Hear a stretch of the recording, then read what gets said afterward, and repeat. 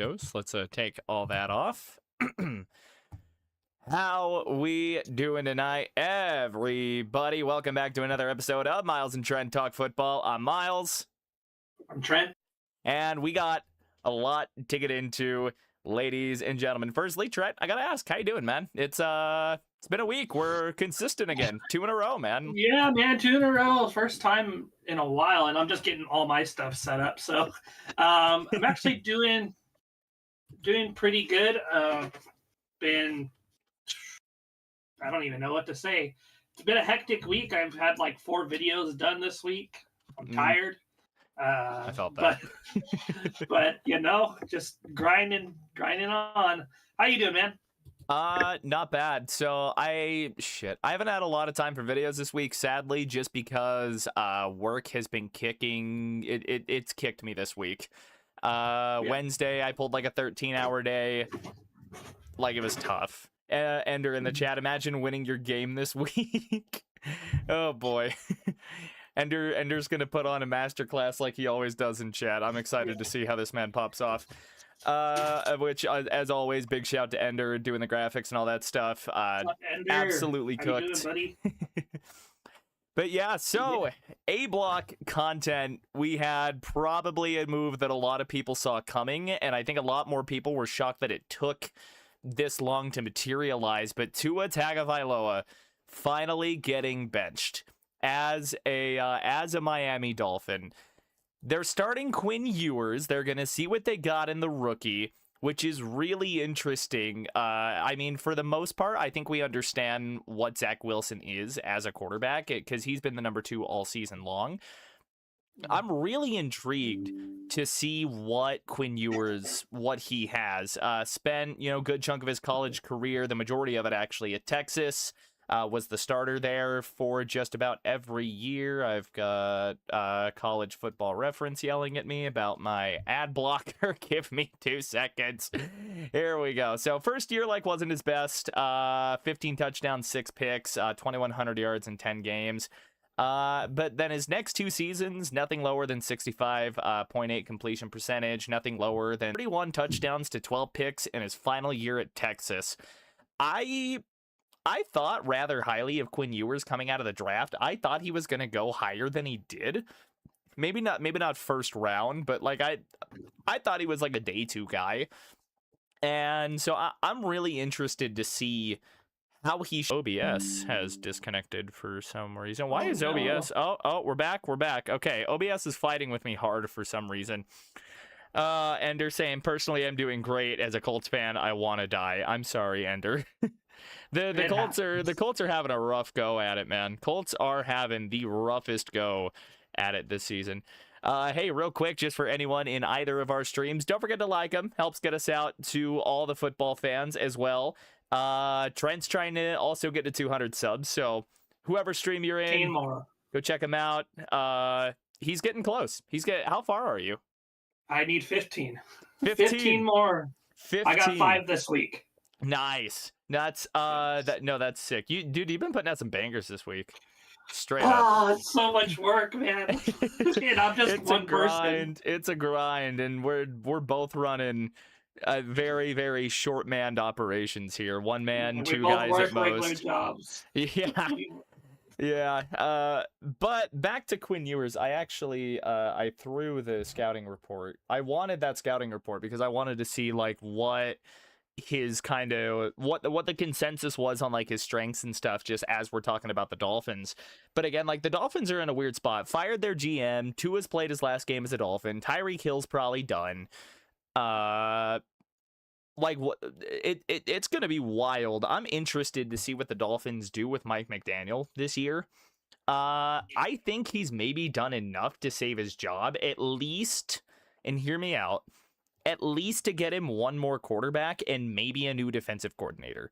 I would be very interested to see what kind of that would look like. So Quinn Ewers, when he came out of high school, a #1 overall prospect, and this is over NFL.com, redshirted at Ohio State, transferred to Texas, and then we kind of dotted over his numbers just a smidge. 3,500 like 70 yards in both of his final 2 years. So strengths, so what scouts liked about Ewers coming out, willingness to go out and compete through pain. This season, we've seen a lot of guys do that, whether or not it's been, to the detriment or to the benefit of the team, one way or another. Guy played really well on the road against good teams. Bama in 23, Michigan 24 is what they say stood out. Good in rhythm, has really good arm talent, which is probably the biggest knock on Tua, is the arm strength. I think that has been it's been his biggest knock, and I think that's going to add some dynamic elements to this Dolphins offense that don't really exist with the limited quarterback that you have. Kind of has, they're saying, flick of the wrist kind of throw, good pocket mobility, all that stuff. He can have good footwork, but what they don't like about him, his weaknesses, he can be fooled pre-snap, better eye manipulation, he gets stuck on the first read, throws hospital balls, so that'll be interesting. We'll see if McDaniels kind of coached that out of him. Lazy footwork as well. That's something that they don't like. Like, they like his footwork when he's not being a fucking lazy about it. So it's going to be really interesting to kind of see how the Colts, or not the Colts, I was reading Under's chat, how the Dolphins go about handling this. I am personally very, very interested in Quinn Ewers. That's probably going to be the not Broncos game that I actually pay attention to this week. Yeah. What are your thoughts, man? I think pretty interested. Do you like the fact that he has a stronger arm? Tua, I watched him earlier in the year against, they played the Ravens? No, the Bills. Guy has a pop gun for an arm. I was going to say, yeah, because he got some playing time, didn't he? Yeah. Tua? Yeah. No, Ewers. No, yeah, I don't think in the preseason he did, but I'm not sure about regular season. I know. Oh, okay. Oh, you were on Tua. Yeah, on Tua. Tua's got a pop gun, and it doesn't go anywhere. I've seen balls flutter with him. Real quick, scoot your camera a smidge. You are off-centered, my boy. This camera sucks. I'm sorry. Mine's jerry-rigged, man. Mine's a bit jerry-rigged. Continue on, though. You're cooking. Mine's just attached to the TV, so. So I think that what was I saying? To a pop gun for an arm. Yeah, pop gun for an arm, and I think Quinn Ewers. I think he was supposed to be like a number one, like a top draft pick before he got injured, right? Like a top, I think so. Yeah. So I think I'm still off-centered, aren't I? If you were, I wasn't really noticing or paying much attention. Oh, okay, yeah. You were good. Okay, I'm sorry. No, I think that Quinn Ewers he has potential to be good. Mm-hmm. Just based on where he was in college before he got hurt. Yeah. But the thing is I don't know. I don't know what to think. I'm excited to see him. Maybe he's gonna give this offense, like you said, another dimension, which would be good. I'm really interested just to see how he works in a Mike McDaniel system, because again, you got to think about this. This is the Shanahan coaching tree. Kyle specifically, but by extension, because paternal, Mike Shanahan. Mike Shanahan was a quarterback wizard, man. He got a lot of good out of John Elway at the back end of his career. Made Jake Plummer look like a top 5 quarterback for a couple of years, made Brian Greasy look serviceable as a quarterback, and then, got a Pro Bowl season out of Jay Cutler. I'm really excited to see how a Quinn Ewers type looks in a Mike McDaniel's offense, for sure. Plus, I think that will de-stress the running game a bit, because I think Achan's been good this year. But I think with how limited Tua's been all season long, with how much he's turned the ball over, I think defenses have been able to kind of key on the run a little more than, the Dolphins usually would like to see, because of how they operate from a passing game perspective. Because a lot of what the Dolphins do, a lot of their offense the last couple of years, it's been short routes, run after catch, get the fast guys the ball, let them go. So we're talking slant concepts, mesh concepts, maybe the occasional, like curl flat concept, let a guy make a play in space, whatever, what have you. And a lot of vertical stuff too, obviously. I mean, it's really been, Tua just doesn't really have the arm to get the ball downfield that way.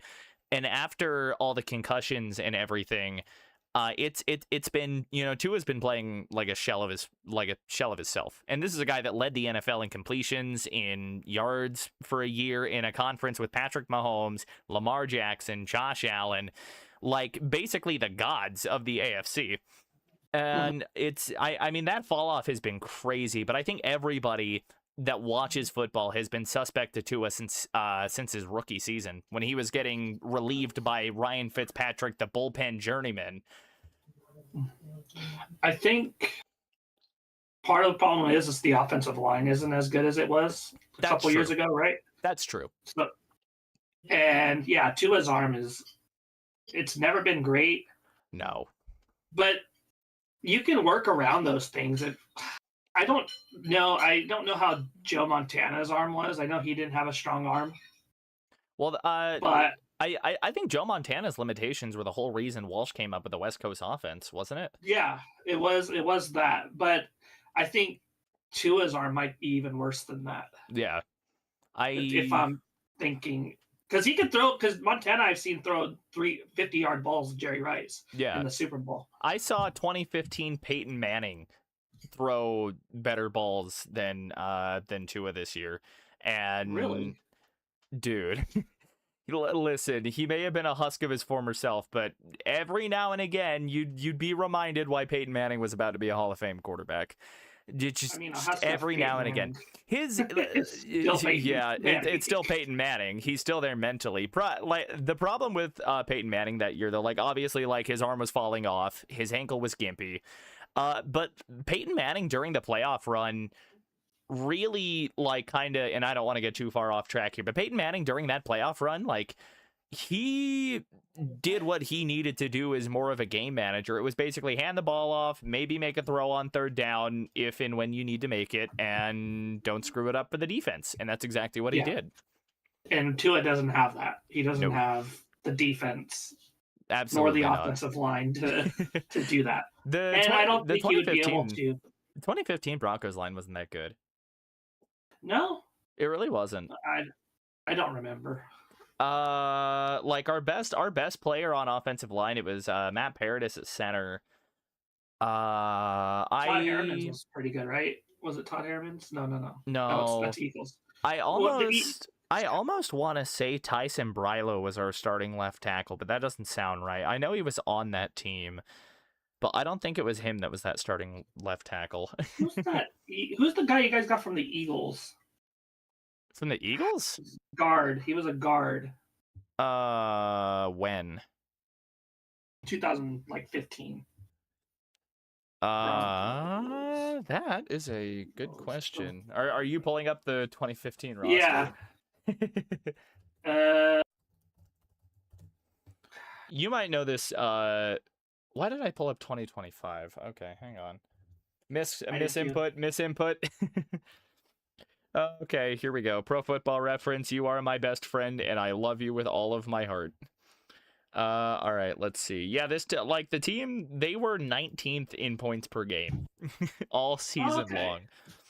Okay, I've got the roster. It was Ryan Harris at left tackle. That's right. I think he's on DNVR.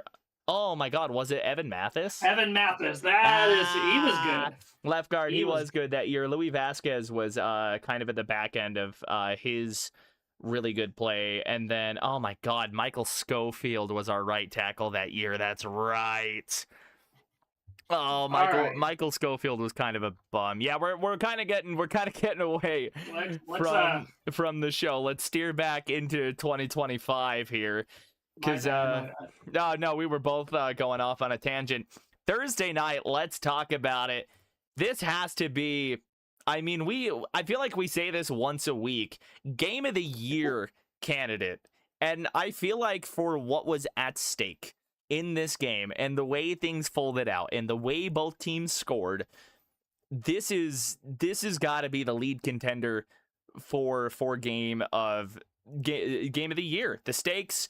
Everything was set up for this to be as magical of a game as it possibly could have been, and it was. It was everything and more. I think the only thing that took away from it is Al Michaels. Man, that guy needs to retire. He was so good, too. He was the best. He was the best, and he just tired. He looks tired. He sounds tired. I can't tell if he sounds tired or drunk. But he's just like, I think he's just going through the motions at this point. I think he is too. So okay, so I'm gonna get back to a point that I think I've made previously, and I might have said this last week when we were doing this week's predictions.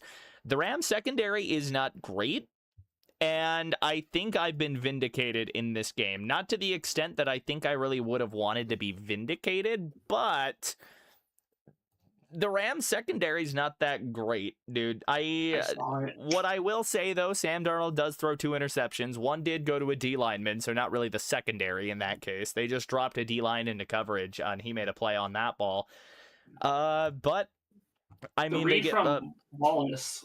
Was his name Joe Wallace or Josh Wallace? Something like that. He jumped the route on Rashid.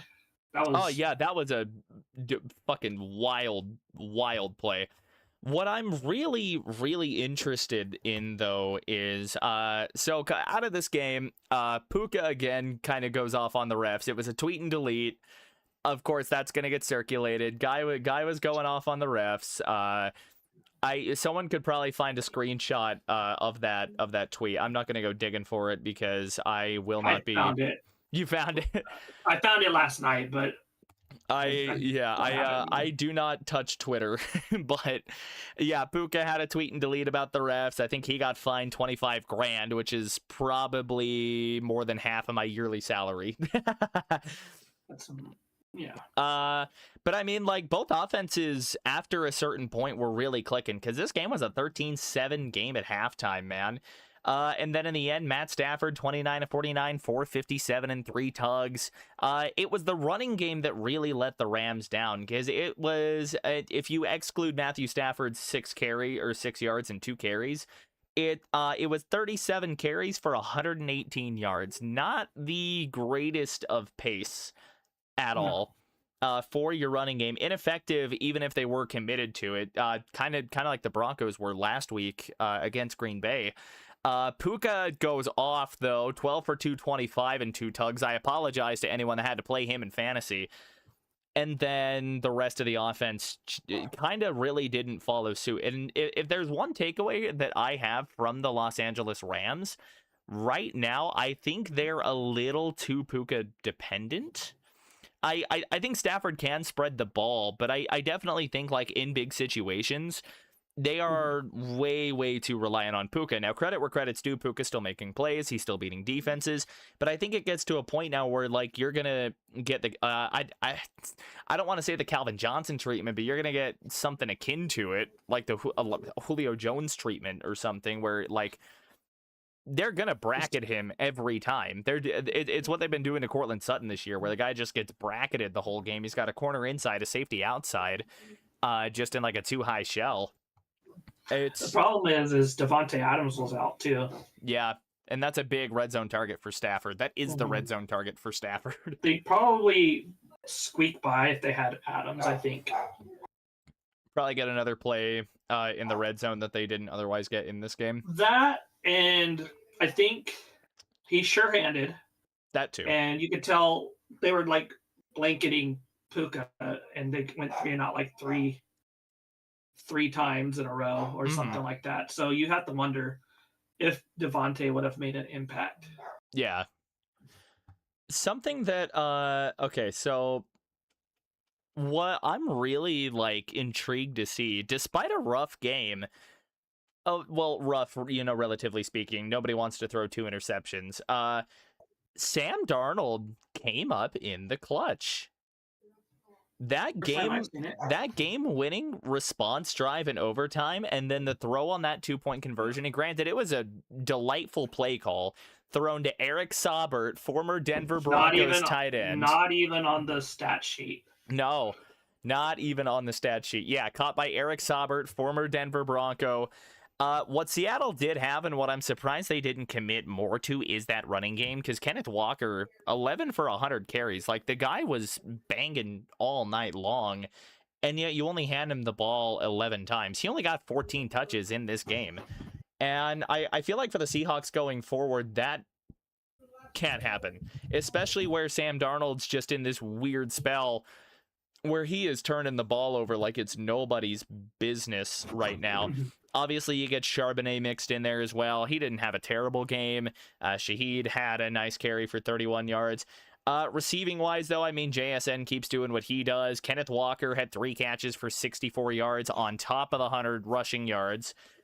Like, Darnold wasn't really spreading the ball around as much, but, like, he's got his guys. They got Coop, and Coop made a big catch kind of in that later game sequence along the sideline. I believe it was on that overtime drive. The Seahawks, I feel really confident in if they can clean up the turnovers. Ooh, I've got a... Sorry, I missed you for a minute, Johnny Ripple. Rams played a mixed coverage with Wallace showing man dropped into zone. Darnold's not great at reading through a pick. We did watch football, but why did the Rams run game? Tight ends dropped 6 passes. Kevin Dotson went guard. Yeah, that's true. Darnold, his first-round skills... He didn't miss field goal, didn't run a punt back. Can he play high level in 3 playoff games? Yeah, and that's the thing, like, that we still need to see from Sam Darnold as well. Like, it was for Seahawks fans, like, it's got to feel nice to see your quarterback come up in a big situation in what is like undoubtedly the biggest game you're gonna play this year until you get to the postseason.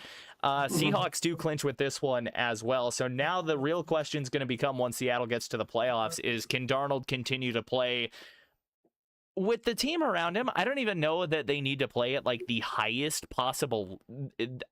I just think they need Sam Darnold to manage the game. I don't think he needs to go out and be a superstar. How long is Emin Wari out? Because that's Emin Wari and I think they lost a couple defensive. Worry. Sorry, I'm extra salty and douchey after that loss. What are your teams? I'm a Broncos fan. He's an Eagles fan. Hey, you're all good, Johnny Ripple. I get it, man. I 100% get it. No, that's it. And we were gonna touch on that too. Like once we kind of got to the injury part a little bit. Worry being out is huge for the Rams. It's already a secondary that like I don't have a lot of faith in right now. Like I think they can make some opportunistic plays. Seahawks? Worry? Oh yeah, shit, wrong side. I get talking about secondary, and if I'm talking about the Rams, I'm like, I don't like their secondary. Yeah. Do we have an update on Worry? Let me look. Since you're doing the heavy lifting in the talking department. But what I will say, like the Rams do have an opportunistic secondary, but I think they're prone to getting gashed a little bit. I feel like the Rams defense easily had Sam Darnold in a corner at a couple of points in this game because he did not play a great first half, and I think we saw the Rams secondary at their best, and then just in that second half, man, despite the picks, like Darnold did get going. But no, I get it. Brancos with home field are scary. Oh, you're good. Eagles are scuffling, but champions die hard, then get hot and make a run. Absolutely. I'll let Trent. He'll go off about the Eagles here in a little bit once we start getting into the preview games. But what me personally, like I think if Philly can run the ball again, I think they're fine. Yeah, that's what they're missing. Worry was cleared in concussion protocol. He could have gone back in if they had another defensive drive. Oh, so he could have gone back in. So Worry's okay. Okay. He's saying if the Rams pass rush doesn't get pressure, their secondary gets exposed. And I saw that. And part of this is going to come from me not watching as much Rams football this year because obviously, like, I big focus on the Broncos. But it really feels like the Rams pass rush this year is like Jared Verse and kind of who else. And I could go pull up sack totals, but I know what the heck was his name? The interception was Turner, right? He was sack and a half. Sack and a half. Kobe Turner. Oh yeah, no, he was getting home too. It was the Rams are just weird. It depends on the game. For me, the Rams play down to their opponents. Like, is Seattle a very good team? In my mind, with Sam Darnold, they have a ceiling. Until he proves to me otherwise, this is a big step in that. But the Rams, they've played down to the Carolina Panthers. They've played down to the wishy-washy Eagles. They've played down to their opponents too many times. And I think that's just their Achilles heel this year. Every team has an Achilles heel, and I think the Rams is playing down to their opponents. So you have to worry who they play in the wild card. Like, say they play Carolina might be the wild card matchup. They could lose that game just for playing down to their opponent. Well, and they've already lost a game to Carolina too. So like it's weird. There's no super team this year. Like we've been saying this all year. Really though. Do you have anything else on Thursday night? Do we want to get into these predictions? Okay. I do have a little bit. So I actually fell asleep in the first quarter. I had a rough week, work and anxiety. So I fell asleep. My grandpa texts me. He's like, "Oh, watch the game." I'm like, okay. And we watched the game, like texting each other. Mm-hmm. And I gotta say, one of the best games I've ever seen in my life. And 100%. So, and it was like a heavyweight boxing match to me. Mm-hmm. It was like one guy would throw a big haymaker, and I'm like, is this what Ali and Frazier felt like back in the day? I don't know. Wasn't there. But it felt like that. It had a big game feel, and I thoroughly enjoyed it. I think Darnold does, even though he throws interceptions, he's starting to show that he's picking up his play. And I hope he does, because, you never want to see a quarterback go through the Jets system and then just wash out. At least that's just what I think. No, I hear you. That's... Or Browns. You never want to see Browns quarterbacks get washed out either. Yeah, no. All right. So I don't know if the schedule's a little weird on your side. It's throwing the 3 p.m. kickoff game first at me, and that's I'm gonna let you take the lead on this one. I've been doing a lot of Oh, yapping this stream. Eagles going to Washington to play the damn commies. Fill me in, Trent. Fill me in. so the Eagles beat the Raiders. They did. Hold on. The thought zone was calling me. Uh, Eagles beat the Raiders 31-0. Obviously, am I surprised? I'm not surprised. I'm surprised that they scored so many points because this offense has been anemic. But they did it. I don't have hope in them still until they play a team that's good and they can score 31 points on them. I'm not gonna be all happy about it. yeah. But I am a little happy because they gave me a little hope. But against the Commanders are an interesting team because of Mariota. I think Mariota is a serviceable backup and will make plays. Eagles defense is probably one of the top in the league thus far. Yeah. Except for that Bears game. I think that was just fatigue.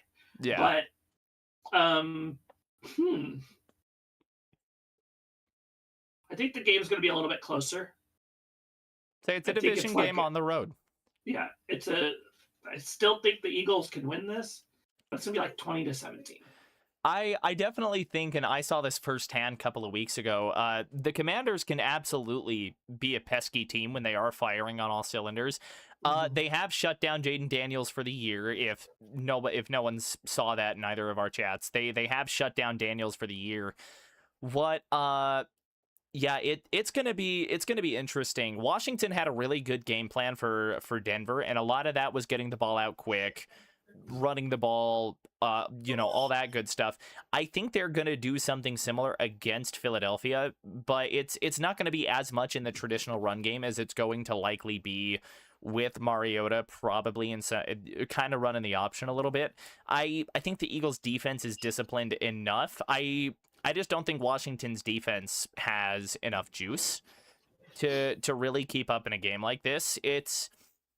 I mean, like, Washington overachieved last year, and that was kind of the story coming into this year. You know, people wanted to see, like, hey, was last year just a mirage? Was it smoke and mirrors with Washington, or is this legit? And we're seeing with just the aging guys on their roster, you know what? 5 years ago, maybe 6, this defense would have been elite. Von Miller, Bobby Wagner, boom, you're already elite. It's 2025, and you're starting these guys. I just don't think Washington's got the juice defensively, and I maybe have a little more faith in the Eagles just because they will be getting beat up on a bad team. I think Washington's still going to be a little pesky, but I think this is going to be like a 27-18 kind of game. I definitely see it, but the way I've been watching the Eagles and just how frustrating they've been, I don't want to get my hopes too high until if they do it against the Bills, I will be on board. But against Washington, against the Raiders, I'm not gonna bet against them when they're playing. You can only play who's in front of you. Eagles can clinch this week too, can't they? They can clinch the East. What do you need? A Cowboys loss? Win or a loss for the Cowboys. Okay. Winning in and Cowboys loss. Okay. You get it. Yeah. And we will get to them here pretty soon. It's Google. I don't know if it's doing the same for you, but Google's throwing the Monday night game at me first, right after the 3 p.m. game. I got the Packers and Bears. That's what I got for. That's not Sunday night. Sunday night. Sorry. That's Saturday. That's Saturday. Today is a Friday. My brain is cooked today, man. I forget that they're Saturday games. Goodness gracious. Yeah, I'm hurting. I'm tired this week, man. Saturday night football is going to be Packers Bears. It's in Chicago. It's a rematch, and the Packers are now sans Micah Parsons. This is going to be a great game. It's going to be another great football game. They played a really good one at Lambeau this year that came down to the final drive. Caleb threw a pick in the end zone right at the very end. The Bears had a chance to win that game. I think Chicago's got enough gumption to win this one, and I definitely think it helps that there's no Micah Parsons anymore to terrorize Caleb Williams back there. I know that even before the year, though, like Green Bay and their fans, they felt really good about making a Super Bowl run. It's going to be interesting to see how the guys that were behind Micah Parsons can step up, because when I watched them last week when they were playing Denver, it felt like as soon as Micah Parsons went out, that pass rush died. Because despite not getting any sacks on Bo Nix, Micah was getting pressure. There was pressure on Bo. Definitely. And it's I saw a couple of Packers channels talking about this. You really need Rashawn Gary to step up. Gary's been I heard that. He's been mid this year, worse than mid. Like, Rashawn Gary's not having himself that great of a year, and which is crazy because he got out to a hot start. Like, he was playing really, really good through the first month, and then he's just, like, fell off a cliff. Green Bay really needs Rashawn Gary to kick it back into gear, but the way things are sitting right now, I just don't know if he will. But I mean, it's going to be another great matchup between these two teams. I think Chicago's going to run the hell out of the ball this time. They did last time. That is the Bears offense. Like, that's their identity. They run the ball and they let Caleb make a couple of wild throws, it feels like. But this is the team that, almost like the Broncos, can kind of win in every possible way. And I feel like we've been saying this about a lot of teams this year, but it does feel like the Bears are a bit ahead of schedule. I think so. And as a Catholic, I can't vote against the Pope. So I think that, all kidding aside, I think the Bears, Caleb Williams has gotten a lot better as the year has gone on. Yes. He's made some really good throws that you expect the first round, number one overall pick to make. For sure. Either in year one or year two. Green Bay's pass rush, I did notice that they were kind of anemic after Micah went out. Yeah. I think it depends on the pass rush. It also depends on Jordan Love's ability to take care of the football. Yes, because we did see that against Denver too, the 2 interceptions. Now, granted, one of them was a superhuman play made by the reigning defensive player of the year, and the other was it was more Jordan's fault, I think, because it was a ball that he threw behind his receiver that Riley Moss picked off later in the game. But like, one way or another, no, you're absolutely right. Like, Jordan Love, he has to take care of the ball. He has a tendency to give the ball away. He did it against the Browns. Mm-hmm. He did it against the Carolina Panthers. So we lost him both those games. Mm-hmm. And he did it against Denver. I don't remember the other team they lost to, but I think he turned the ball over there. Eagles. He turned the ball against the Eagles. He did. So I think it depends on that. But I think the Bears have enough firepower on the run game to do some damage. And they're opportunistic, the defense of the Bears. I'm picking the Bears. I'm taking Chicago as well. I think they're going to get some revenge here. And with 2 games to go, that would just about cement their place in the NFC North. I don't know if a win clinches it for them. I might need to go pull up I'll pull it up. Scenarios. I already got to type in before you got there. Let me dang. see if I can the Panthers can clinch this week? What? Entering week 16? What? Okay, no. I'm on a little bit of a tangent. This is on Panthers Wire. There's no way they can clinch. There's no way they can clinch. Oh, no. Okay. AFC West with win. Simplest scenario. Okay, so it's just running through how Carolina wins the division, pretty much. And it's basically just beat Tampa Bay this week, win or tie the week after. Okay, never mind. Because I was gonna say, yeah, could the Bears clinch? Can they clinch? Bears clinch berth with win versus Packers. Plus the Winning. Lions lost versus the Steelers. Okay. But they don't clinch the division this week. Okay, that would just get him in, which I think every Bears fan would be happy with. I mean, I have too many Bears fans as my as people that I hang around with on YouTube, so I can't go against them unless they're going against the Eagles. That's fair enough. I think Chicago wins this one. I think it's another kind of close slugfest like the last one was. I'm feeling 24-21 Bears. It's going to be a slugfest. I would say about that 24-21, 27-24, around that area. Yeah. We move on, and now we're into the morning window of Sunday. My time dilation brain isn't dilating anymore. Chargers Cowboys, first one up. I mean, it's weird. So you need a Cowboys loss this week for the Eagles playoff clinching. We don't need it if we win. Okay, so you guys are just winning in. Yeah. Okay. And Cowboys are done. Okay. So it's in Dallas. Chargers go into Dallas. I think we've seen their defense has played better at times since the trade deadline, getting Logan Wilson and getting Quinnen Williams. Yeah.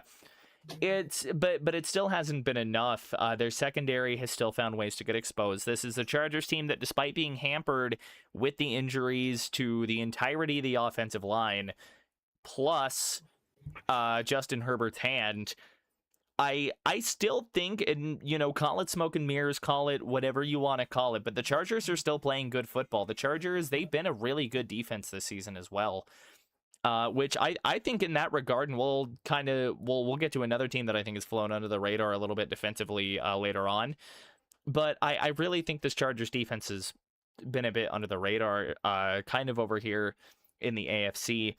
I don't love Dallas in this game. Like, despite how explosive their offense can be, I think they have been slowed down. And I feel like no matter how good J.J. McCarthy played last week, I feel like an injured Justin Herbert's still better than J.J. McCarthy right now, even though it feels like we're starting to see some of that development come out of J.J. McCarthy, which for Vikings fans is good. We'll talk about that later. I can't say right now that I've got any confidence in the Cowboys. Defensively, they still scare me.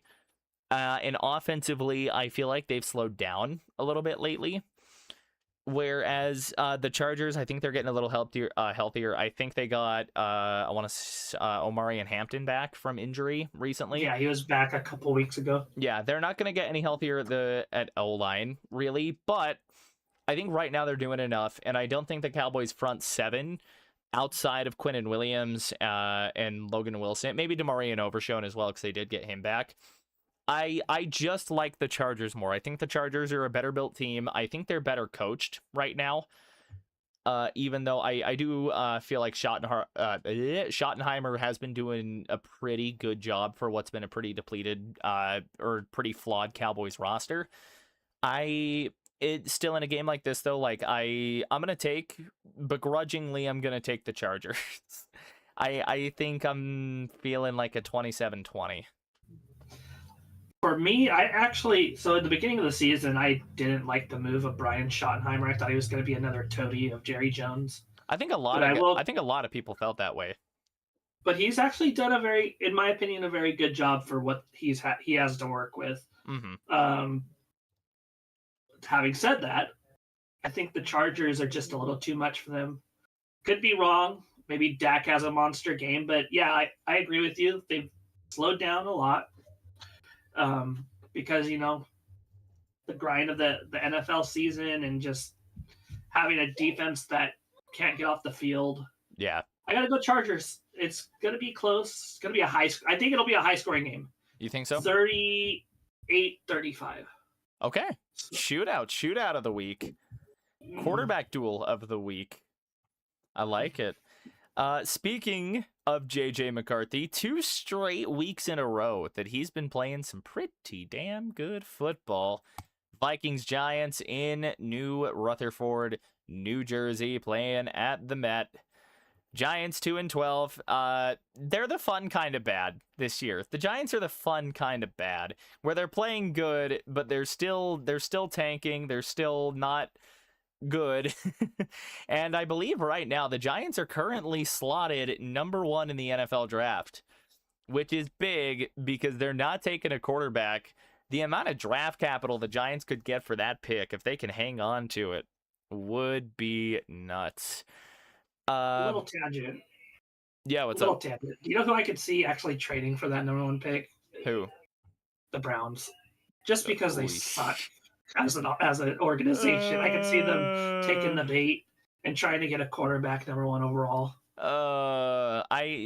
Yeah, true. I think the Jets could do something like that too, but the Jets have the firepower though from the trade deadline to do that, so. And I think the Jets. Okay, so I don't think the Jets are like. They're not like Browns level of bad decision making. Right. They just are unlucky a lot. Their picks don't. They're not going to trade up. They've had their share of incompetence, though. Let's keep it a buck. They have. They have, but in the draft, I don't see them making a trade like that. They'll miss on the picks they have. So their current GM right now, Darren Mogi, is actually he was the Broncos' assistant GM for a while under George Payton, and then he got hired by the Jets. Okay. Yeah. But back to the game. I'm so sorry. No, you're all good. You're all good. I like it. So, yeah, Vikings coming off of 2 straight good J.J. McCarthy games, and the craziest part of that, especially last week, was that he is doing this without having success throwing it towards Jay Jettas. It's basically been this offense has essentially been without Justin Jefferson despite being healthy for a while, and Jefferson's having a down year this year as well. Everyone kind of knows it. Everyone's seen it.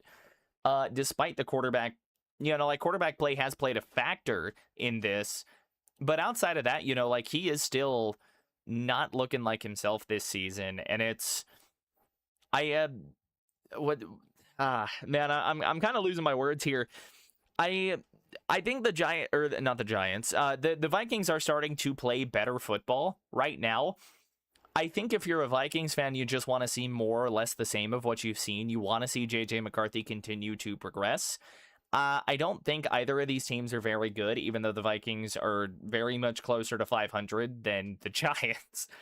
However, I do think Minnesota wins this. I think Kevin O'Connell, he's finally starting to get things going with JJ. I don't love the Vikings defense. I think they're almost kind of in the same situation as Washington.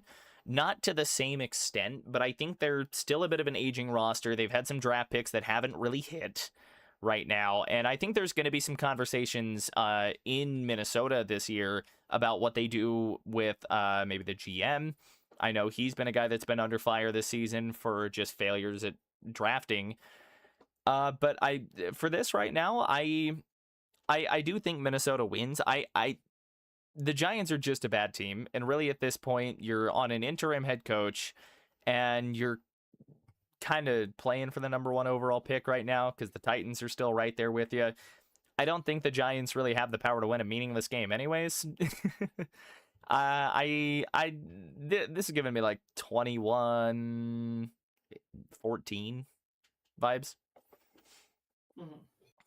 So for me, I'm actually very glad that J.J. McCarthy took my advice and stopped going by Mr. 9, except for that first pass of the game when he threw it to threw it to the D lineman, batted it down into Quinnen Williams' hands. I was worried. I was like, oh crap, here comes Mr. 9. But then he played really well. Did miss some throws to Justin Jefferson, like everybody has all year. Once that happens, they're going to be a lot better. Once he starts getting the ball to him, they're going to be a lot better. If he's still there next year. Yeah. If they don't trade him. I hope not. Giants, they almost beat the Commanders. They are feisty, in my opinion. They are most certainly pesky.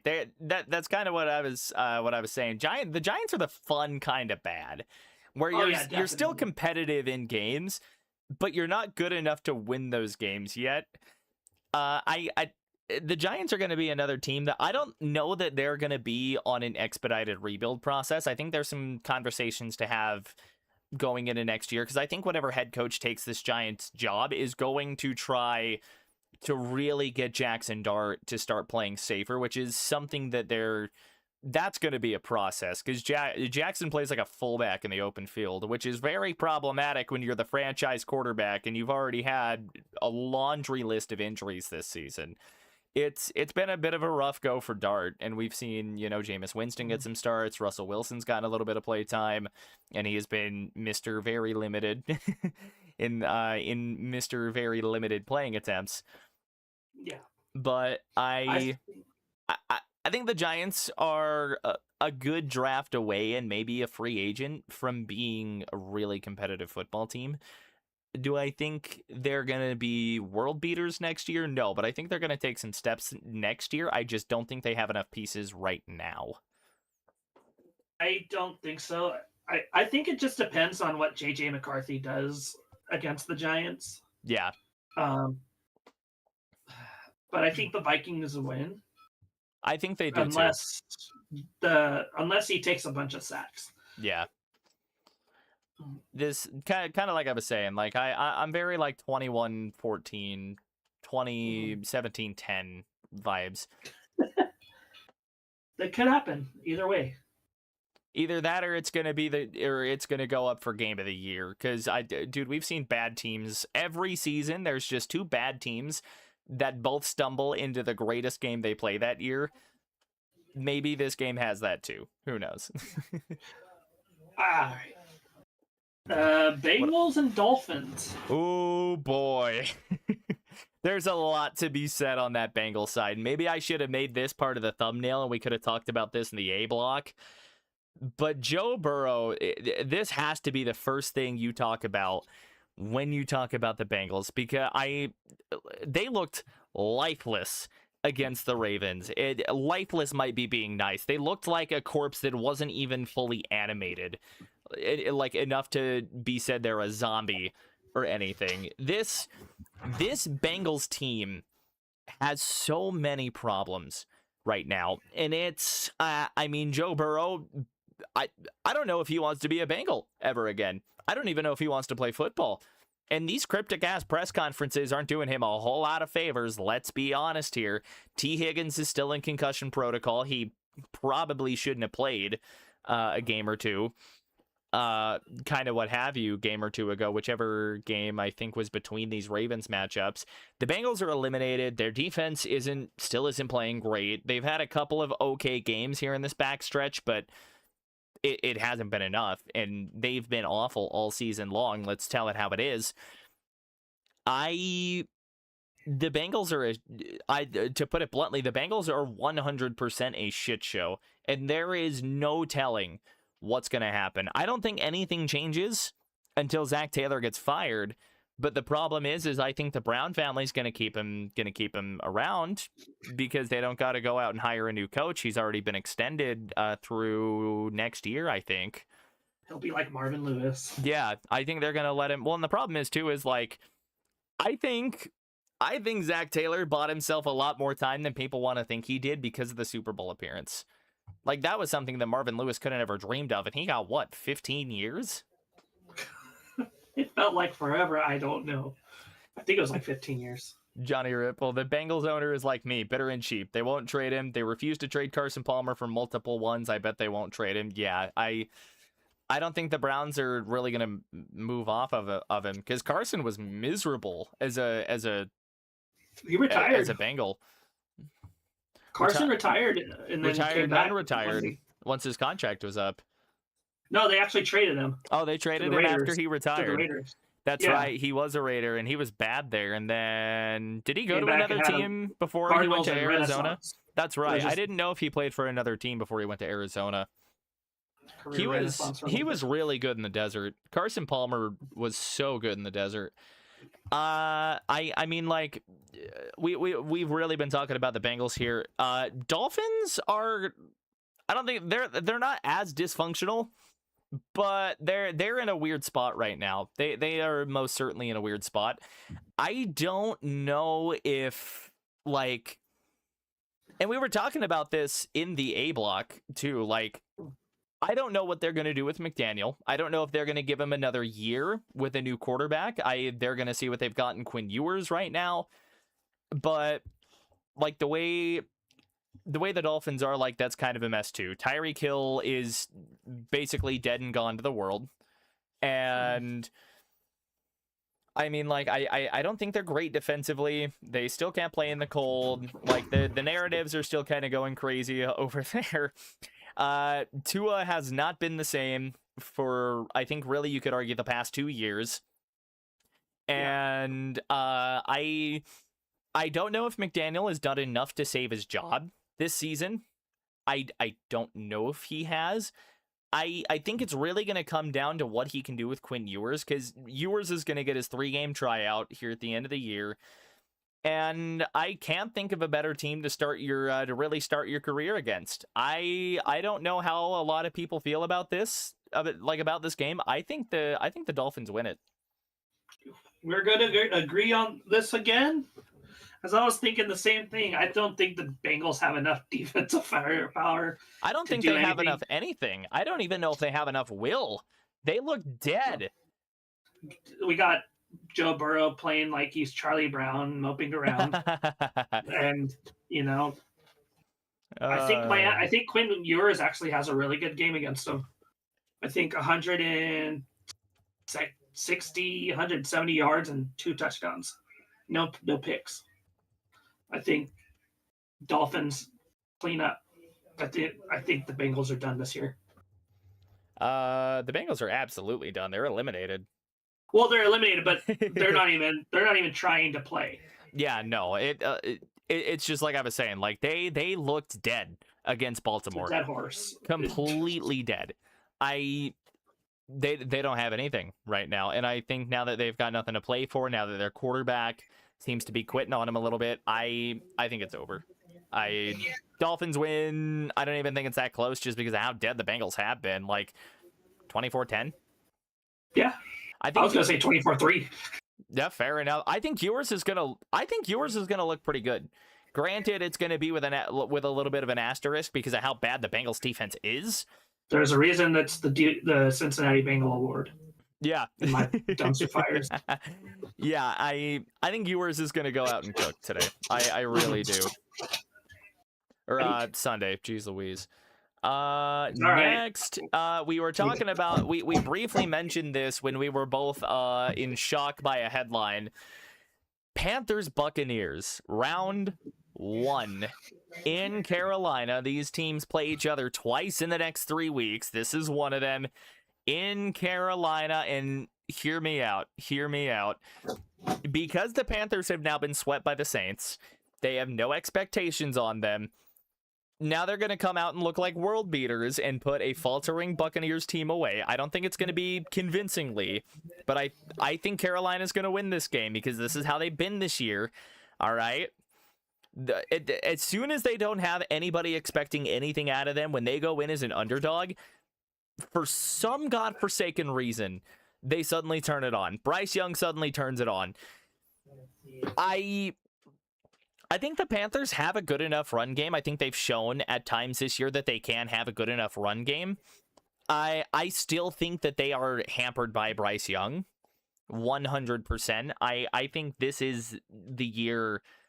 This should be the year where the Panthers finally say, okay, Young's not the answer. But then that brings up more questions now, because now you've played yourself out of one of the top quarterbacks of the draft. I don't know that Carolina's going to want to pull the trigger on a trade again, because they're going to have PTSD from doing the same thing for trading the farm for Bryce Young. And now, the Panthers are going to win. It's not going to be convincing, but they're going to win. And I think they're going to pose more questions than answers going into the playoffs, because I think whoever plays an NFC South team is basically getting a bye week in the wild card. Unless Carolina, if they make it, if they have no expectations. But here's the thing too, the Buccaneers are imploding right now. Todd Bowles is throwing players under the bus. The defense is not playing well. Baker hasn't looked good really since he hurt his shoulder, whatever he did to that. Right now, the way the Bucks have been playing, what are they, like 1-6 out of their bye week? 2-5? I think so. Some like collapse record like that. Tampa has not played good football in like 2.5 months, and I don't know what they need to do to right the ship, but I think this is the type of year that finally gets Todd Bowles fired. I think Carolina wins. I don't think it's very convincing. I don't think this is going to be a pretty game. I think this is going to be some bullshit like 17-14, 14-10. We're talking to me now? Yeah. Okay. Sorry, dude, I've been in a mood tonight. I'm moving. Huh? I've been in a mood tonight. I'm cooking. No, you're good, man. You're good. I was just like, I didn't know you were done. I'm just listening to you. I can listen to you all day. I appreciate that. For me, I'm the opposite. I actually like Bryce Young. I think it wasn't really his fault they lost. So let me go back to against the Saints. He went 15 of 24, 163 yards. Tedero and McMillan didn't play well. Leggett didn't play well. Their only touchdown came to Jalen Coker. Right. He had the most yards. Rushing-wise, they were really bad. Bryce Young had 77 carries for 49 yards. Rico Dowdle had 16 carries for 49 yards. Mm-hmm. Chuba Hubbard, 8 carries for 29 yards. Here's the thing, though, and hear me out. Teams are getting to a point where they realize if you can shut down the run and force Bryce Young to win the Panthers a game, he can't do it. There's the one big exception where he went for like 470 yards. Watching the Panthers this season, it is really the last couple. It just has looked like and felt like that Bryce Young just doesn't have it. He's had his entire rookie contract and opportunity after opportunity. And there were expectations on him this season because of how well he ended last year after the benching, coming off of the bench cold and picking himself back up. And it was a bad start to the year for Bryce again. He's had a couple of flash games this year, but there's not enough consistency with Bryce Young for me to buy in. I think we'll get to him later. But I think everything I've seen with like Trevor Lawrence and being down on him, I'm willing to give Bryce one more year. Okay. I've seen enough flashes. Okay. To think that he can do something. If it's next year, I will throw in the towel. But go ahead. I just think that with Trevor Lawrence and what happened with him, and he's already passed his rookie contract after he finally, in my opinion, shedded the bust label, because he was a bust, in my opinion. All the injuries, the inconsistent play, the bad throws, but we'll get to that later. But Carolina, I think Carolina wins. Okay. I actually think Bryce has a good game. You think? I'm hoping on it because I want to be right so bad. That's what it is. I'm coping here because I picked the Carolina Panthers to win the division this year. Yeah, Johnny Ripple makes a good point too, and I think I said this in a very convoluted way. I was more hammering on Bryce Young than I was the Panthers as a whole. Like they have beaten good teams this year. They are incredibly inconsistent. I think a lot of that comes down to Bryce Young being really inconsistent. I've got my feeling on Bryce, but I do think Carolina wins this game. Like I said, like I'm like 17-30, 20-14 affair. Classic NFC South football. Carolina gives themselves the lead in the division. I think they would clinch next week. If they win, I think they clinch next week with a win and a Tampa Bay loss. Maybe. I think so too. I think this is a down year for Tampa Bay. They're probably going to be booted out. I think this is the year that Bulls gets fired. 27-14. 27-14. Okay. You like Carolina. I like they kind of have a special place in my heart because of Steve Smith. Okay. The way they treated him. I'll give you that. I really liked Luke I like Kuechly. the little guy. I really liked Luke Kuechly. Oh, me too. Bryce Young, he's a little guy. He's not looked at favorably by a lot of people. I want to see him I just want to see consistency from Bryce. I will be less hard on him if I can ever see a multi-game stretch of I just want to see a streak of good football from Bryce Young. He's so up and down that he makes a roller coaster blush. I have a special place. Their colors are nice too, so. That's true. I do like Carolina's color scheme. Next game. Sorry, I am so sorry. No, we're going back and forth. This is what the show's about, dude. I love this. I love this. We've finally gotten it. We're cooking. We're cooking. The chemistry's there. Real quick for everybody that is watching too, if you want to help both of us out, don't forget to like both of our streams. Don't forget to subscribe as well if you're really enjoying what you hear. Trent over here is now 15 subscribers away from 200. I am 16 away from 250. Let's help us both get there. Really? Yeah, I'm at 234. Wow. Let's keep this train. Thank you. Let's keep this train rolling here. Another NFC South team, New Orleans. New Orleans Saints, they're playing the Jets. It's going to be in the Superdome. I got New Orleans. Easy New Orleans. Yeah. Tyler Shuck is actually really good. Tyler Shuck is actually that guy. I think I am to Tyler Shuck how you are to Bryce Young. I am like in love with this guy. I've watched probably a few more Saints games than like I would have otherwise if Shuck weren't starting, but like when the Saints are on in the early window, like I love kicking their games on lately just because I want to be right about Tyler Shuck. I really like Tyler Shuck. And here's the thing too, they're playing a Jets defense that hasn't been good this year at all. They're playing a Jets team as a whole that hasn't been good this year. Are the Jets starting Brady Cook again this week? Oh, they lost. Because here's the thing, okay, I think they are a much more competitive team with Cook is going to stay the quarterback in week 16. They signed Hendon Hooker, which is really kind of interesting, but that's neither here nor there. So with Brady Cook still starting, I don't have a lot of faith. I think the Saints defense has turned it around quite a bit. And we saw how they stifled Carolina's run game last week as well. Like that's really good. That's an achievement because that Panthers run game at times this season looked untouchable. Rico Dowdle had like a 5-week stretch where he looked like God or something.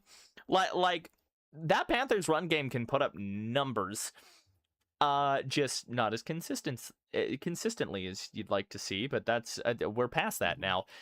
I think the Saints are starting to really get into a groove. I think I like Kellen Moore as a head coach, and I think we're starting. I think the Kellen Moore believers are getting a little bit vindicated in these last couple of weeks because despite how down the year was or has been for them, like we're seeing them continue to fight. They're still being scrappy. They've swept the Panthers, if for what that's worth.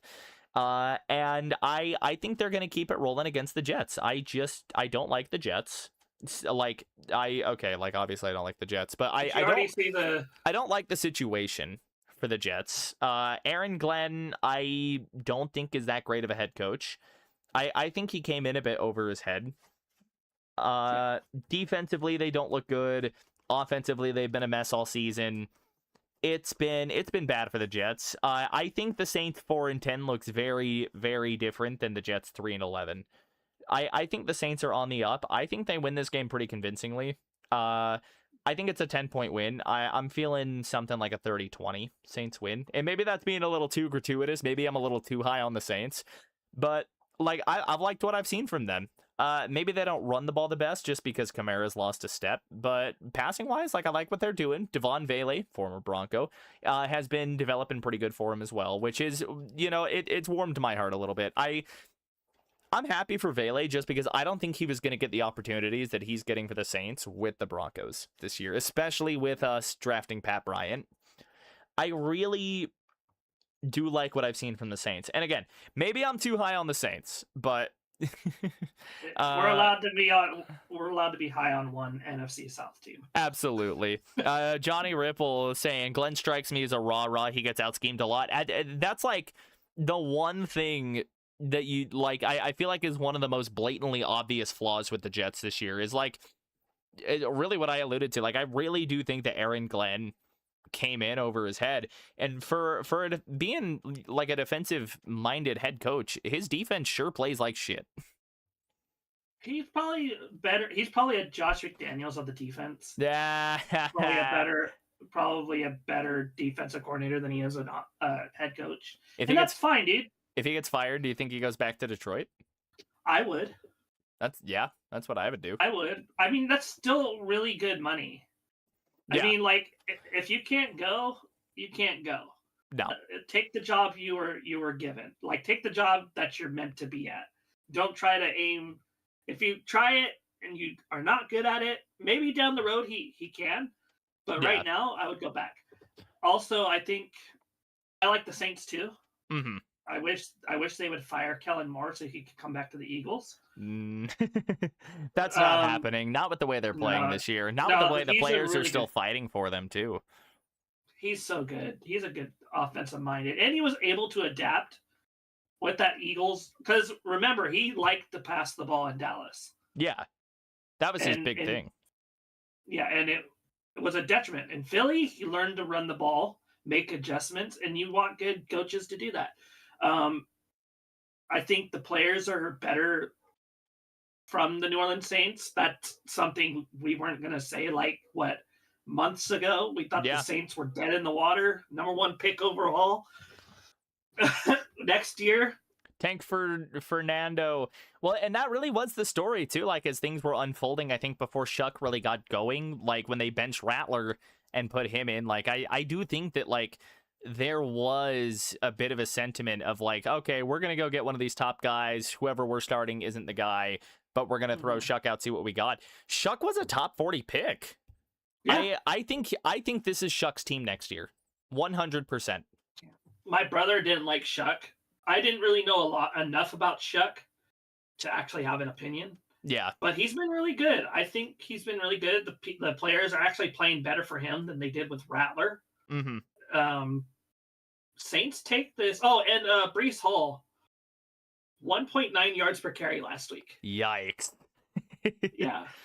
And so that comes back to what I said too. Like this Saints defense has been pretty okay against the run, especially against Carolina. Yeah. I think it's going to be like a 24-27. I don't even think the Jets score a touchdown. I think it's like 27-3, 17-3. Okay. I'm willing to stand on my 30-20. Maybe the Jets get some garbage time points. They could. I just don't trust. What's his name? Brady Cook. Yeah, they should just go get Kaepernick or something. I mean, look. Okay, you gotta put asses in seats. Yeah, I've always said it this way. They should have given Kaepernick a job. If he can play up above, then that's fine. If he can't, then you know that it was a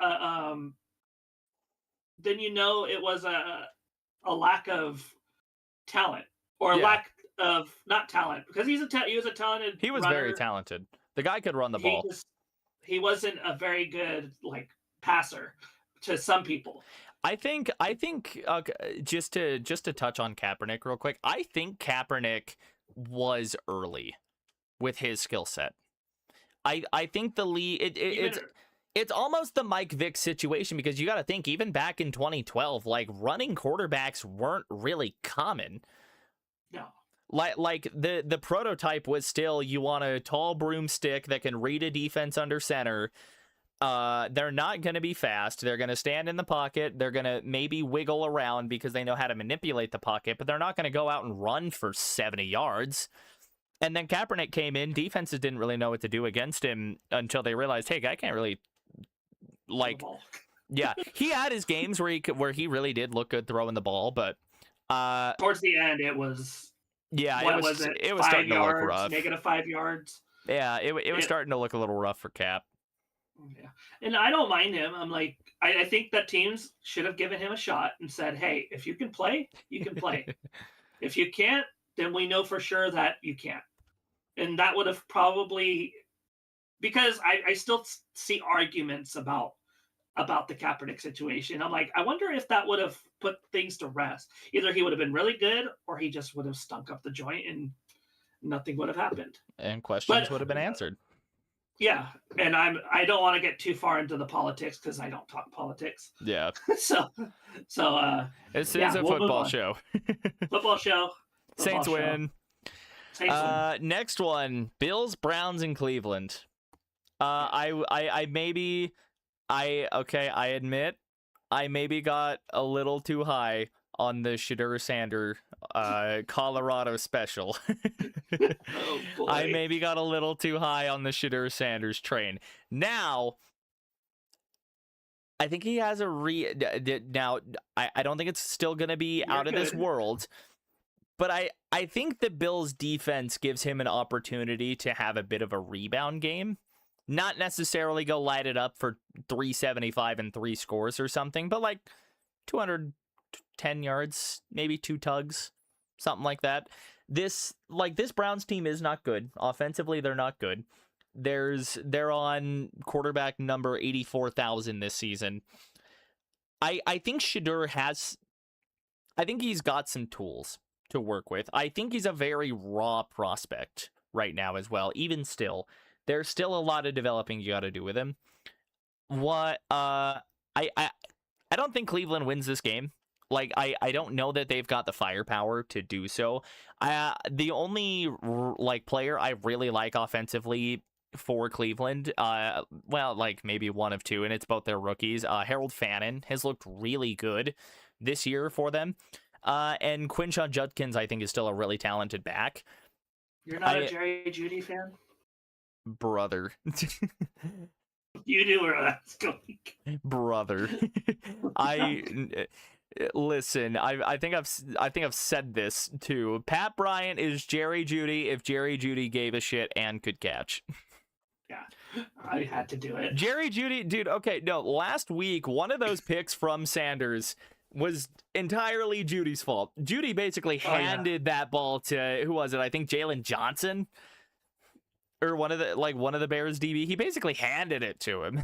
Oh my gosh. Like, brother, no, listen, after watching him play football in Denver, I'm kind of a Jerry Jeudy hater. You're good, man. Johnny Ripple, he was talking about Cap. He said, Cap went to college where I live. I know an assistant coach there. The offense at Nevada was designed to not read. He really struggled trying to read defenses because he never had to in college. Amazing athlete. However, absolutely. That was it with Cap, just to go back there one more time, football strictly. Just to respond to Ripple here.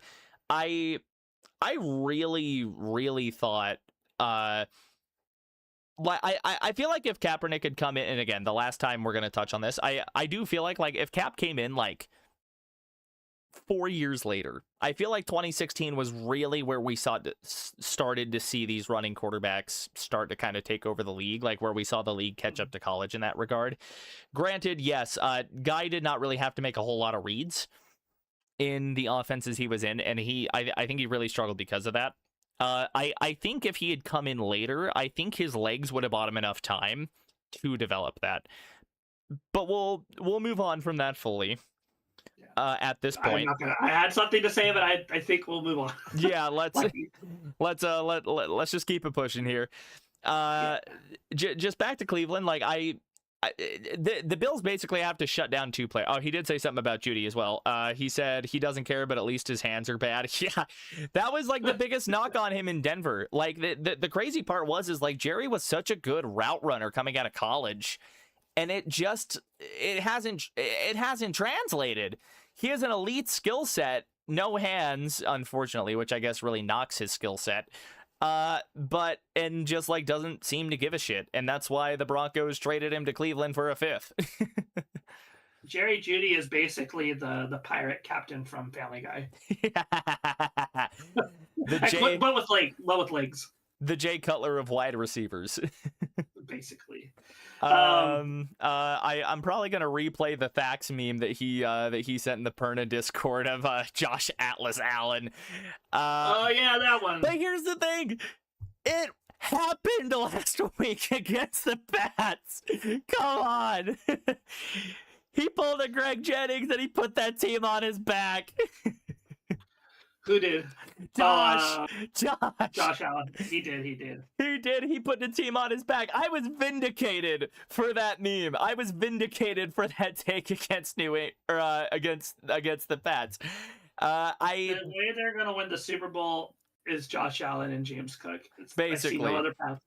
Well, and that is where like Buffalo's gonna have problems in this game. I don't think it's gonna be super duper close, but I think the Browns' defense at the least is scrappy, very scrappy. Miles Garrett is Miles Garrett. I don't think we need to say anything else about that. He's on pace to break the sack record. Yeah. He does it this game. You think he does it? I think he does it this game. I could see it. Hopefully not in a Brett Favre way, but yeah. That would be so depressing. That'd be fitting, kind of. Yeah. Just let Allen hand him the last one in garbage time or something. Basically, and then Mark Aston goes after both of them. Oh God. Buffalo's the better team. I think they're better coached than Cleveland. I think Kevin Stefanski is basically just going through the motions right now. I don't think he wants to be in Cleveland anymore. I don't blame him, really. But does anybody want to be in Cleveland? I don't think anybody wants to be in Cleveland. Buffalo wins. I feel a 27-14, 27-17. I do want to end this though, like give Browns a positive. I guess I do think Shedeur has a little bit of a rebound game. Still not the prettiest thing ever, but I don't think he's gonna throw 3 picks again. Not against Buffalo's defense. I don't think their defense is that good. And I don't know. Maybe they run the ball good. Browns will not win. Shedeur will have a decent game. Mm-hmm. 2 touchdowns and about 170, 80 yards. 170? I don't think. I can do it. Not a bunch of yards. 2 touchdowns in the red zone. Myles Garrett gets the sack record, but it's deflating because the Bills are going to win by a lot. Yeah. Like 27-14, like you said. Hey, same wavelength. Hey, we haven't really argued. Got our Jedi mind tricks. All right, here we go. I think so. Could I take it? Go just for it. Say something. The players that are out for the Chiefs, not including Patrick Mahomes, Rashee Rice, Trent McDuffie. I was going to bring up Rashee Rice. Jawan Taylor, Leon Chanel, and Derek Nandy, with Tyquan Thornton also in concussion protocol. The only Titans player that's missing is Cedric Gray, but the Titans are missing a whole team except for their quarterback. So it's not like they're doing anything. I think the Titans win. You know what's crazier? I was going to say the same goddamn thing. The Titans are going to win. And I like Gardner Minshew as a person. I think he has a wonderful I like Gardner Minshew as a backup quarterback, but who's he throwing to? Kelsey's washed. All right. No Rashee Rice, and he's... Hollywood Brown, and... No, isn't Pacheco out? Is he out? Is Pacheco out? I don't like Casey's run game anyways. Okay. No, they can't run to save their life. No, and Andy Reid refuses to commit to it. Every week just gets to be me dancing on the Chiefs' grave. Suck it, Chiefs fans. Suck it. I like Minshew as a backup, but I don't like Kansas City as a team right now. Well, you never liked them as a team. Well, of course, but like from a team building standpoint, they've drafted like shit. They've been getting by on high-end talent, basically on the arm of Patrick Mahomes and the defensive ability of Chris Jones. I don't think their pass rush is all that without Chris Jones. And if he's not going nuts, then they're not doing shit this game. The Chiefs' defense is almost like the Rams, where if the pass rush doesn't get there, their secondary is getting exposed. And especially if they're gonna be down Trent McDuffie, screw it, Titans win. 21-18 walk off. Yeah, Cam Ward has himself a day. Cam Ward gets himself a day, gets himself a game-winning drive just to throw the middle finger to KC. Oh man. Dude, I never thought the Titans would ever win again. That would do things to me. If Tennessee wins this game, that would do some things to me that I don't think I can say in 55 countries. unless they throw the game for a draft. That too, yeah. But like, come on. I think Cam Ward wants to win. He does, absolutely. He doesn't. He doesn't want to be ass. Yeah, and the Titans are ass. The Titans are ass. I'm gonna keep it a buck. They ass. All right, my guy. Oh boy. All right. So Jacksonville coming down to Denver. These two teams, it feels like every time they meet, it's a close game. Jacksonville has been playing red hot football lately, and I know you feel about Trevor how I feel about Bryce with the inconsistencies. Not anymore. Not anymore. You were there. You're not there. Right now, I really feel like Trevor Lawrence is in. He's done this the last couple of years where he just has like a 6 to 8 game stretch where he looks unstoppable. And something that we've really seen with this Jacksonville team, they've ran the ball well with Travis Etienne. He's having a nice bounce back year after a down year either last year or the year before. Jacoby Myers, they just signed to an extension. Jacoby Myers, damn good wide receiver. Tim Patrick's been making plays for him. Brenton Strange at tight end has been pretty good for them for the most part this season. And this was the team that I was saying was that other team with a defense that's really flying under the radar in the AFC. Jacksonville has had a really good defense, and their run defense is ballistic this season, which is bad because the Broncos don't run the ball well as it is. We did with J.K. Dobbins. He's been out. R.J. Harvey has been picking up a little bit, but he did get banged up against he got banged up. He hasn't been ruled out right now, but we're going to be without Brandon Jones, and Justin Stranad just got ruled out, which those are two impact players for Jones is on IR with a pec thing. And then Stranad was out, I think it was with an ankle. And listen, I've been saying this for the past couple of weeks. I think this is a game where Denver could easily lose. I think this is a game where Denver could get upset. Now, I'm not going to say they do, and here's why. Well, okay. Listen, I'm willing to be objective and unbiased about stuff. But this is just what it's telling me. This game's going to be close. What have the Broncos thrived in all year? Close games. We saw it. We saw it against Green Bay last week. They were able to come back from a 9-point deficit when it looked like Green Bay pretty much had this game under control. Bo Nix played the game of his life last week against what has been an outstanding Packers defense. If the Broncos offense can continue to play the way that they have these last couple of weeks against Green Bay, against the Raiders, against the Commanders, if they can keep that momentum, then I like their chances. I like this defense too against Trevor Lawrence because we have seen Trevor Lawrence have those inconsistencies over the years. I think every time Denver has played Trevor Lawrence, they usually play him well.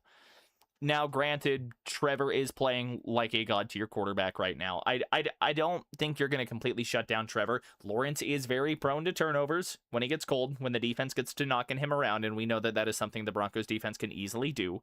Mile High is going to be rocking. I think this is going to be just another stupid close game. I think this could easily be a 27-24, 24-21 affair. I think Denver gets it by 3. I think. Let me see something real quick. So Trevor Lawrence and Zach Wilson were drafted in the same year. I did not know that. That was what I was looking at. Oh, because if you think about it, it's the COVID year that they played in college. Yeah. Where was I going with that? I don't. What I will add to that is like Trevor got drafted for his whole body of work at Clemson in the ACC. Zach Wilson got drafted as high as he did because of one throw at the pro day. Yeah. National championship, first year. Right. Never done, I think, right? It's never been done. And it was some crazy number like that. Yeah. I'm actually on the Trevor Lawrence train right now. Listen, I have been too this season. I think he's been playing great football. Yeah. And my brother talked me out of it when he got drafted. And he did not play well, but that's because he played for the Urban Meyer. The virtue of the virtuous person, the person of virtue. The person of virtue. This guy could be a monk. Urban Meyer. Wink, wink. Yes. No, he could not. I think I don't want to pick against Denver, but I don't want to pick against Jacksonville. We had this we had this conversation last week when we were talking about Denver and Green Bay. Denver still is not lost at home this year. I'm going Denver. I can't go Jackson. We had this conversation. It's the same thing this week. It's the same thing. It's two teams I like. I like Jacksonville. I actually am on the Jacksonville train. I'm not, like, for me, like, I love the Eagles. I'm an Eagles fan, but, like, good football is good football. Broncos win. It's going to be close. Okay, you have escaped the Switzerland flag. Oh, you almost put it up. I almost threw the I threw it up. I was trying to make it blink just to we were getting there. I was trying to find a way. Broncos win. I think it's close. I think it's kind of another walk-off field goal situation. 24-21. 24-21. That's where I am with that. I just think the way Denver's been playing this year, it's Sean Payton going against a first-year coach. Peyton's been doing this for forever. I love Liam Cohen and what he's been doing. I'm really excited to see what the Jags do in the next couple of years as Trevor really gets used to that system. It does not knock my faith in the Broncos at all. I just think the way Denver's playing right now, they took on a red-hot Packers team and they stopped them in their tracks too. I don't see any reason why they can't do the same to the Jags. They can. Okay, Denver. Denver. I'm throwing my hands up. Throwing it up. There we go. We can touch on this very quickly, can't we? This next one. we can graze over this. I don't Falcons. know. Cardinals. I'll go Cardinals. Just for the laughs. Okay, I will say about this, Kirk looked really good last week. I'm not saying he's going to keep that going. I don't know if Kyle Pitts is going to have another 970-yard, 3-touchdown game, the game that every fantasy manager had a wet dream about for the last 4 years or however long Pitts has been in the league. Arizona's defense isn't that good, and their offense gets yards. They don't score points. That's been I'm going Falcons. That has been the thing with Arizona this year. They get yards, they don't really get points. And the points they do get, it's fantasy points for Trey McBride. Falcons. I'll go Falcons. I just think this Cards roster is too bare bones to really have any faith in. This feels like another one we can kind of breeze over. Raiders, Texans. Yeah. Texans. Texans, easy. That defense is going to make Kenny Kitten Mittens look like a fucking high school quarterback, dog. I'm going to tell you right now. Kamari Lassiter is licking his chops. Is he going to get... Jalen Petrie might commit a felony in this game. Is he going to get over 64 yards?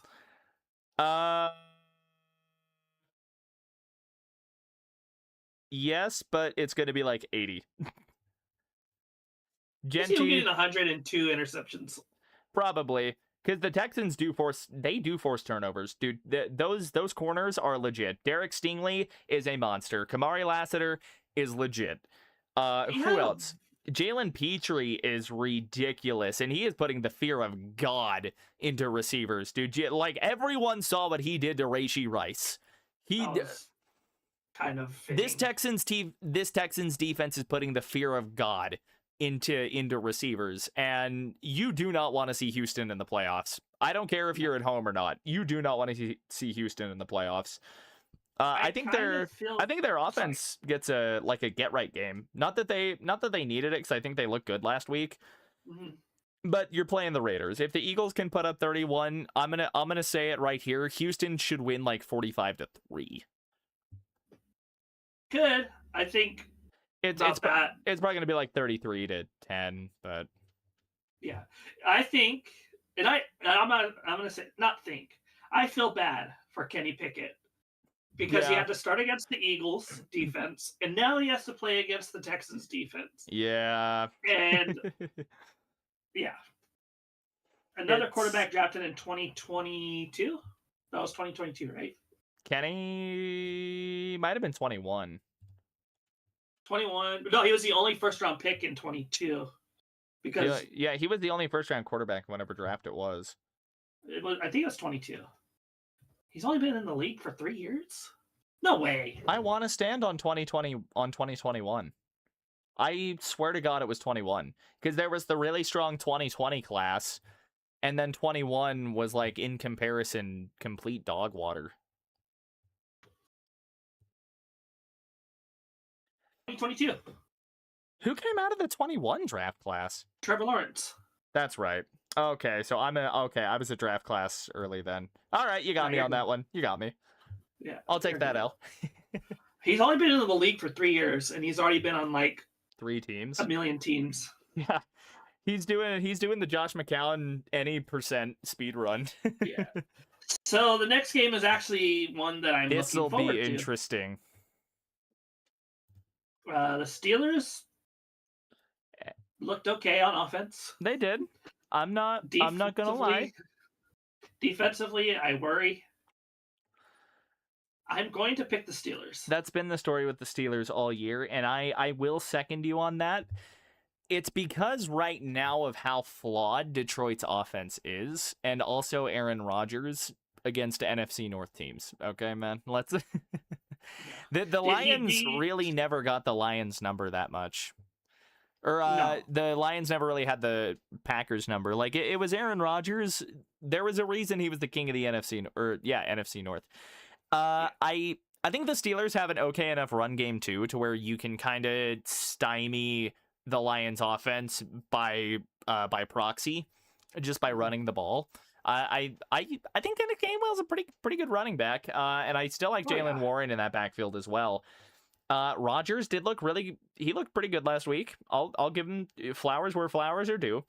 Detroit's defense is so depleted, and it feels like we have this conversation about them in December every year, to be completely honest. I cannot reasonably sit here and say that they're going to change my mind, because they've been bad this year. Like, that Detroit defense has not been good at all. Aiden Hutchinson can only do so much as a one-man What was crew. the other guy? Muhammad was the other defensive lineman. He was pretty good early on, but I think he's just fell by the wayside. Something. Well, and like Brian Branch is hurt. They got a bunch of injuries in the secondary. Like, I just don't know if the Lions have the defense to stop Pittsburgh from just forcing Detroit to piss this game down their leg. Mm-hmm. That's just where I am with it. I think Pittsburgh wins 17-14. I'm feeling more 24-21, maybe 27-24 type of game. Good pick. But I this is probably the game that wins the Steelers the North. I think so. But I think the next game, you could take it away. Yeah. All right. Yeah. New England going to Baltimore. So New England hella choked away that game against Buffalo. Now they got to go on the road. They are now essentially 2 games behind for the AFC 1 seed because of the loss and because of the Denver win. Denver basically has what is as good as a head-to-head win against the Pats with the conference record, or with the record against common opponents. New England is kind of backs against the wall here. They need this game to stay on top of the East, because they don't really have the tiebreaker over Buffalo anymore, where they split the series. What I want to see from this New England team is I want to see them respond. against what has been a sluggish Ravens team this year. Are the Pats gonna get Milton Williams back this week? Did they get him back last week? That's what I need to know here. That is gonna swing it a little bit for them, but no, so they are not gonna get, so no Milton Williams and no Robert Spillane, no Carlton Davis. Ooh. I think Lamar was efficient in his outing. He didn't have to do a ton, but he was efficient, was able to kind of come across as passable from that starting point. It's probably the best game he's played since like week 3.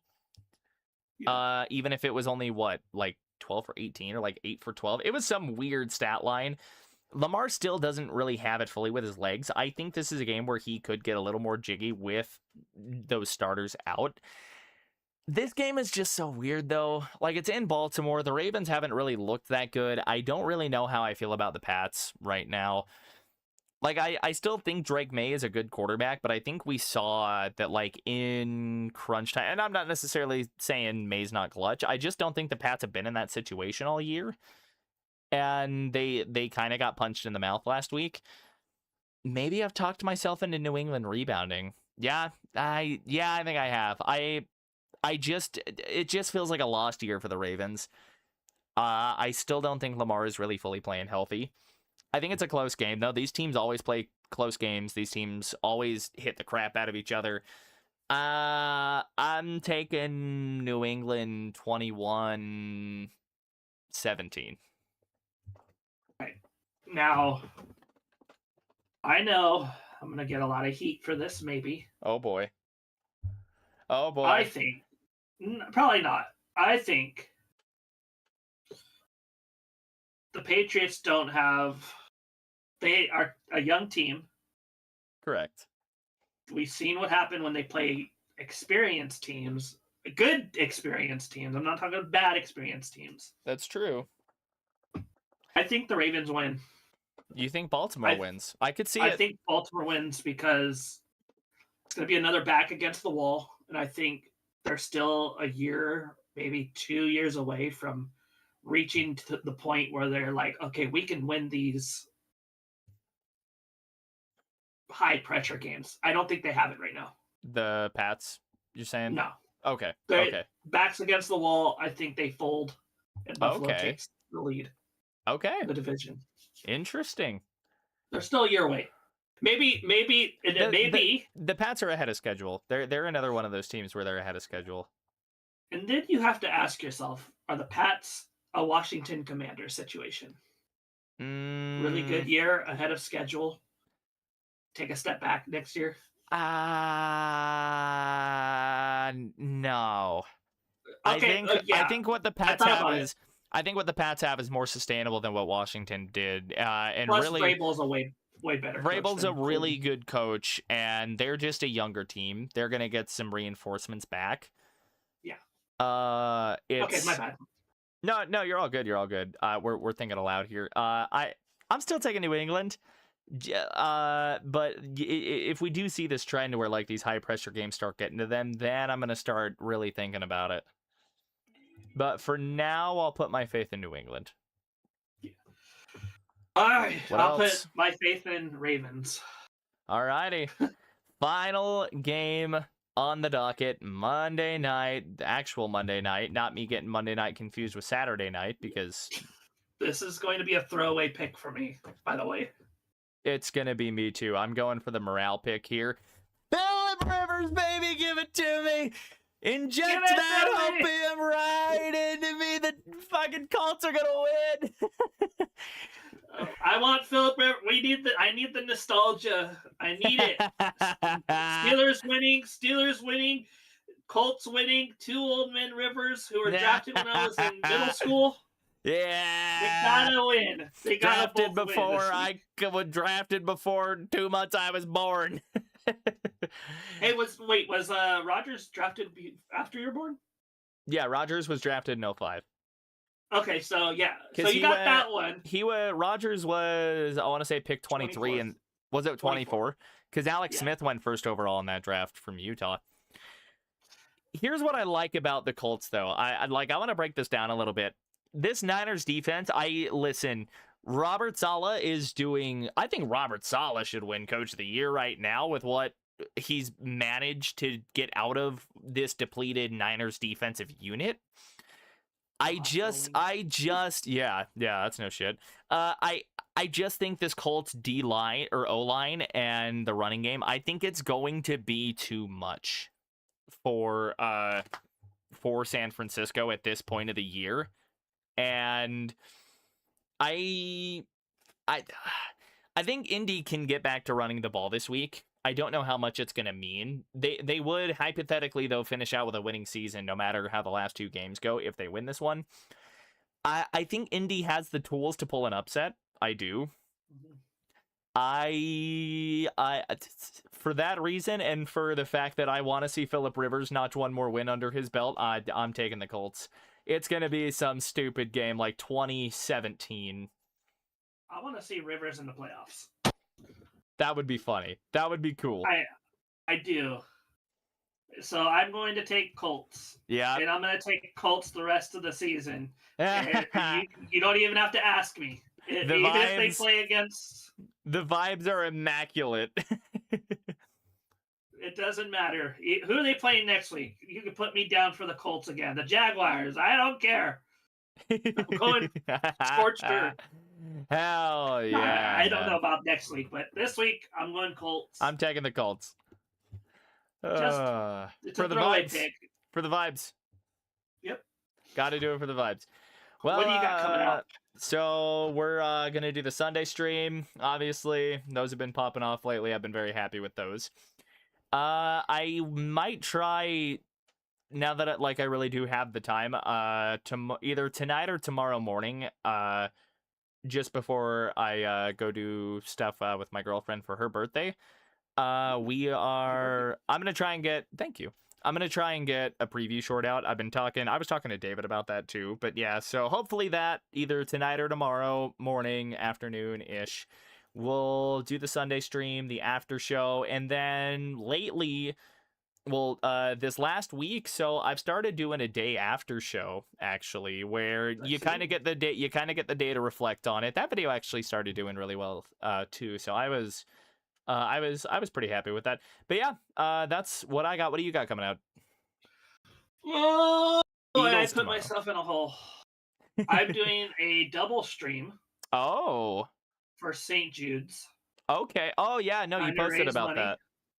Gonna try and raise some money for St. Jude's. Love it. Something that I've always wanted to do, and I think any time is a good time to start to raise money for children. Absolutely. Eagles versus Commanders, Bears versus Packers. I'm doing both games. Hell yeah. If it kills me. Hey, I've done listen, it's possible. I've done two games in a day. I've done two games at once. Oh boy. I've done my best Kevin Harlan. Starts at 2 p.m. Pacific or 3 your time. 3 Mountain. What is that? 4 on the East Coast? 5 on the East Coast. 5 on the East Coast. 5 on the East Coast. I will be doing that. And then I'm going to try and get a Eagles recap that night. And then my dumpster fire awards. Yes, sir. My power rankings. And hopefully I'm able to get out either a Trevor Lawrence video talking about his resurgence or the fallout of the 86 Bears and how they went from Super Bowl champions and lost out on winning the next year. All right.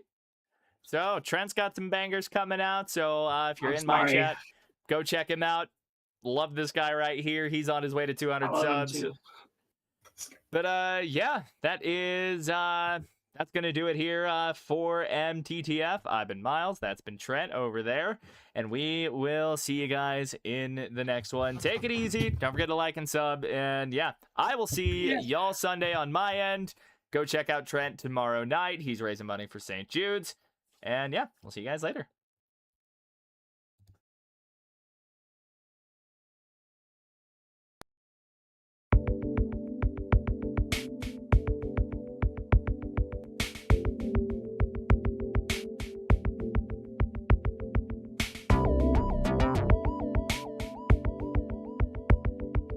There we